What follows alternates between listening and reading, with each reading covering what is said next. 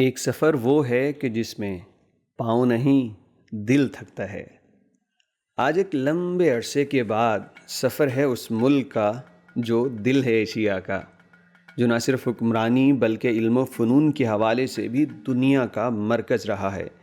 ہم بات کر رہے ہیں ازبکستان کی۔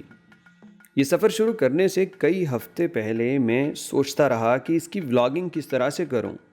کچھ ترتیب ذہن میں آئی ہے اور اس میں بہتری کے لیے آپ کے مشورے بہت ہی مفید اور غور طلب ہوں گے۔ ازبکستان میں گزرے ہر دن کا ایک ایپیسوڈ ویڈیوز اور تصاویر کی صورت میں آپ سے شیئر کروں گا، تاکہ جتنے دنوں میں میں نے وہاں پہ جو کچھ دیکھا محسوس کیا وہ آپ کو دکھا سکوں، سنا سکوں۔ تو سفر شروع ہوتا ہے یہاں سے۔ صبح سویرے کی فلائٹ کا سب سے بڑا مسئلہ تو یہ ہوتا ہے کہ پوری رات بندہ صبح وقت پہ ایئرپورٹ پہنچنے کی فکر میں سو ہی نہیں پاتا۔ صبح تقریباً 6:30 بجے علامہ اقبال انٹرنیشنل ایئرپورٹ پہنچے، گروپ میں شامل دیگر خواتین و حضرات سے ملاقات کی اور بورڈنگ کروانے پہنچ گئے۔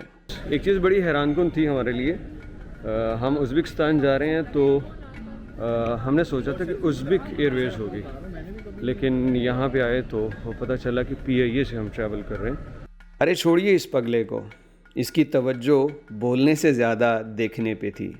آپ ویڈیو اس کی دیکھ لیجئے اور آواز یہاں سے سنیے۔ بورڈنگ پاس ہاتھ میں آیا تو ایک خوف زدہ سی خوشی محسوس ہوئی کہ ہم PIA پہ جا رہے ہیں۔ تقریباً 1.5 گھنٹہ انتظار کے بعد وحید مراد صاحب کے زمانے کی اس بس اور راہی صاحب کے زمانے کے اس کے ڈرائیور کے ہمراہ ایک کلاسیکل فیلنگز کے ساتھ ہم جہاز کی جانب چل پڑے۔ جہاز کے قریب پہنچ کے دیگر احباب کی طرح مجھ پہ بھی آج پہلی مرتبہ یہ حقیقت کھلی کہ بورڈنگ پاس اور ایئر لائن مختلف بھی ہو سکتے ہیں۔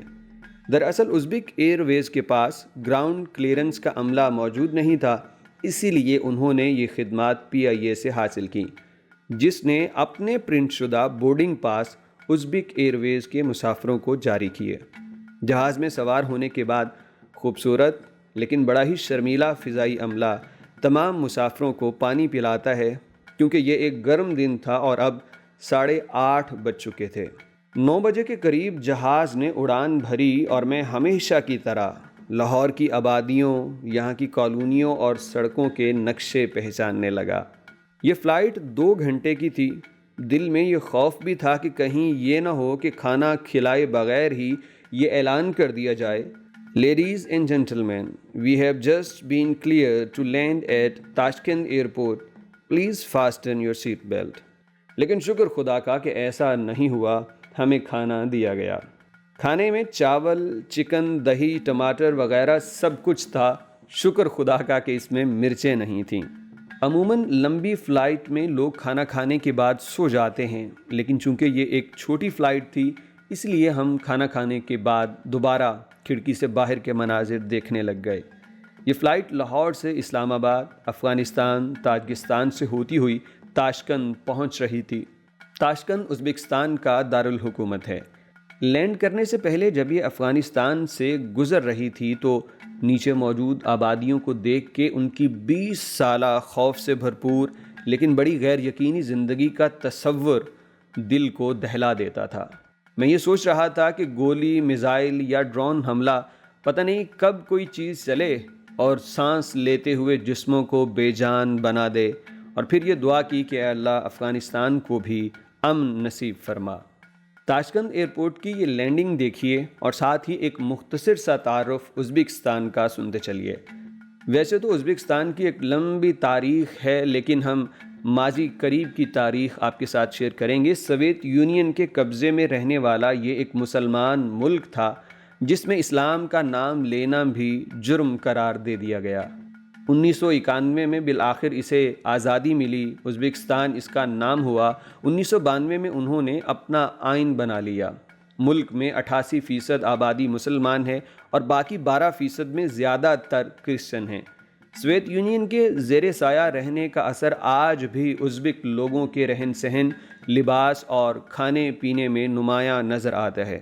یہاں کی زبان ازبک ہے جو کہ رشین لینگویج سے ملتی ہے۔ سوویت یونین کے زیر سایہ رہنے کا اثر آج بھی ازبک لوگوں کے رہن سہن، لباس اور کھانے پینے میں نمایاں نظر آتا ہے۔ کہتے ہیں کہ دوسروں کا دکھ دیکھ کے آپ کو اپنا غم بھول جاتا ہے۔ سچ کہتے ہیں۔ تاشکند ایئرپورٹ پہ فوجی اور کارگو استعمال کے کئی بڑے بڑے دیو ہیکل جہاز دیکھے جو ناکارہ بنے کھڑے ہوئے تھے۔ کسی جہاز کا کوئی انجن نہیں تو کسی کی باڈی سے کوئی دیگر پرزہ غائب ہے۔ یہ تمام مناظر دیکھ کے تو اپنی پی آئی اے کی حالت پہ جو درد جگر اٹھتا تھا، اب یوں لگا کہ وہ دوبارہ نہیں ہوگا، اس سے راحت ملے گی۔ ان جہازوں کو دیکھ کے، پی آئی اے کو سوچ کے مجھے یوں لگتا تھا کہ جیسے میں پاکستان ہی آ گیا۔ لیکن صاحبو، ایئرپورٹ سے باہر نکل کے میری یہ غلط فہمی دور ہو گئی۔ یہ بڑا ہی صاف ستھرا ملک ہے۔ یہاں کی سڑکیں، بازار، پبلک مقامات، کسی بھی جگہ کوئی کچرا نہیں دیکھا، نہ کوئی پان کی پیپ ہے اور نہ ہی سڑکوں پہ چیزیں پھینکنے کا رواج ہے۔ بچے بوڑھے، امیر یا غریب، سارے کے سارے صفائی پسند اور وقت کے پابند ہیں۔ ہر نئے منظر میں اجلا پن اور چمک دیکھ کے دل میں یہ خواہش مسلسل رہی کہ کاش میرا دیس بھی ایسا صاف ستھرا ہو۔ ایئرپورٹ سے ہمارا گروپ پرائیویٹ بس سے ہوٹل پہنچا اور اسی دوران ہماری ملاقات دانیال سے ہوئی۔ دانیال کو ہم دانیال کہہ کے پکارتے تھے۔ یہ ہمارے لوکل ازبک ٹور گائیڈ تھے۔ یہ ایک کمال کی شخصیت ہیں۔ ہر موقع کو کہکہوں میں بدلنے کا ہنر دانیال پہ ختم ہے۔ باقی ولاگز میں بھی دانیال کا بڑا ہی دلچسپ ذکر آتا رہے گا، آپ لوگ ضرور دیکھیے گا۔ ہوٹل پہنچ کے میں نے دانیال سے ایک انٹرنیٹ سم اور لوکل کرنسی منگوانا چاہی اور اس کے بعد اس نے مجھے سم اور کرنسی لا کے دی۔ کرنسی دیکھ کے فوراً ایک خیال میرے ذہن میں آیا کہ اگر زندگی میں کبھی کروڑ پتی بننے کا خیال ذہن میں آئے تو بھیا ایک دفعہ ازبکستان کا چکر ضرور لگا لیجئے۔ چاہے آپ کے پاس 1,00,000 پاکستانی روپے بھی ہو تو یہاں آ کے آپ کروڑ پتی بن جائیں گے۔ کیونکہ میں نے محض $100 دانیال کو تبدیل کروانے کے لیے دیے تھے اور دانیال نے $100 ازبکستان کی کرنسی یعنی سوم سے اس کو ریپلیس کیا، اور یہ آپ دیکھ سکتے ہیں کہ اس میں لاکھ کے کتنے ہی نوٹ ہیں۔ اس کے علاوہ 50,000، 5,000 اور سب سے چھوٹا نوٹ تو یہاں پہ 1,000 کا ہے۔ تو اتنی بڑی اماؤنٹ سنبھالنا بھی یہاں کسی خطرے سے خالی نہیں تھا۔ ہم پورے گروپ میں ایک دوسرے کو یوں ہی مذاق کرتے رہے کہ 10-12 لاکھ کی تو کوئی بات ہی نہیں، ہر وقت جیب میں ہوتا ہے۔ شام تقریباً 6:30 بجے ہم ہوٹل سے ڈنر کے لیے نکلے۔ ہم نے اس پورے ٹور میں لوکل کھانے ہی کھائے، کیونکہ جب آپ سیاحت کے لیے کہیں جاتے ہیں تو وہاں کے مقامی اور روایتی کھانوں کے بغیر آپ کا مقصد ہی پورا نہیں ہوتا۔ ازبکستان کے دسترخوان میں ایک چیز آپ کو ہمیشہ دیکھنے کو ملے گی اور وہ ہے تربوز اور گرما۔ یہاں کے لوگ گوشت زیادہ کھاتے ہیں، کہیں چکن، کہیں مٹن اور بیف۔ یہ باربیکیو کی سٹائل کا ہوتے ہیں اور یہاں پہ چھوٹی سی پیالی چاول بھی آپ کو ساتھ دیے جاتے ہیں اور اس کے علاوہ سیلڈ اور دیگر لوازمات۔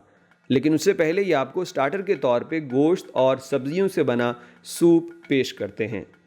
کھانا کھانے کے بعد ہم ہوٹل واپس آئے تو راستے میں تاشکند کی مشہور براڈ وے اسٹریٹ آئی۔ زیادہ تر لوگ ہم میں سے تھکے ہوئے تھے، انہوں نے ہوٹل جانے کا فیصلہ کیا، لیکن ہم 6-7 لوگ اس بازار کی سیر کرنے کے لیے بس سے اترے اور اس بازار میں گھومنے لگے۔ یہ ایک لمبی اسٹریٹ ہے جس پہ دائیں بائیں اور بھی کئی راستے اور بازار نکلتے ہیں۔ آپ کو یوں محسوس ہوتا ہے جیسے فیصل آباد کا گھنٹہ گھر۔ اس کی ترتیب تو ویسے نہیں ہے، لیکن اس کا سٹائل ویسا ہی ہے کہ آپ کہیں بھی جائیں تو گھومتے ہوئے آپ سینٹر پہ پہنچ آتے ہیں۔ براڈ وے اسٹریٹ پہ ٹہلتے ہوئے ہم نے یہاں ایک سرکس بھی دیکھی۔ مائک ہاتھ میں لیے ایک ازبک ماسٹر کبھی میوزک چلوا دیتا، کبھی گھٹنوں پہ بیٹھ کے ابراہیم علیہ السلام سے لے کے جناب علی المرتضیٰ تک تمام مبارک ہستیوں کے نام اپنی دعاؤں میں لیتا، اور آخر پہ ماسٹر سمیت تمام ازبک مجمع وہ اونچی آواز میں آمین کہتا اور ہاتھ منہ پہ پھیر لیتا۔ اس کے بعد دوبارہ سے کوئی نیا کرتب، نیا میوزک اور نئی ایکٹیویٹی شروع ہو جاتی۔ یہاں بیٹھے لوگوں نے ہر طرح کے لباس پہن رکھے تھے۔ کسی نے پورا جسم ڈھکا ہوا تھا تو کسی نے آدھا اور کسی نے تو اس سے بھی کم۔ لیکن ایک بات تو ضرور تھی کہ یہاں نہ تو کوئی حجاب پہ تنقید کرنے والا تھا اور نہ ہی کسی کو کسی کی اسکرٹ سے کوئی مسئلہ تھا۔ اور میں چونکہ یہاں پہ ایک جج بن کے نہیں بلکہ سیاح بن کے آیا ہوں تو میں نے ان لوگوں کی خوشی انہی کے طریقے سے محسوس کی۔ تمام لوگوں کو دیکھ کے مسکرایا، انہیں سلام کیا، اور جب وہ پوچھتے تھے تو انہیں بڑے خوشی سے اور فخر سے بتاتا کہ میں آپ کے پڑوس یعنی پاکستان سے ہوں۔ دوسرے دن کی ایکٹیویٹیز کا ولاگ آنے تک مجھے اجازت دیجیے۔ آپ تمام لوگوں کا بہت شکریہ۔ السلام علیکم ورحمۃ اللہ وبرکاتہ۔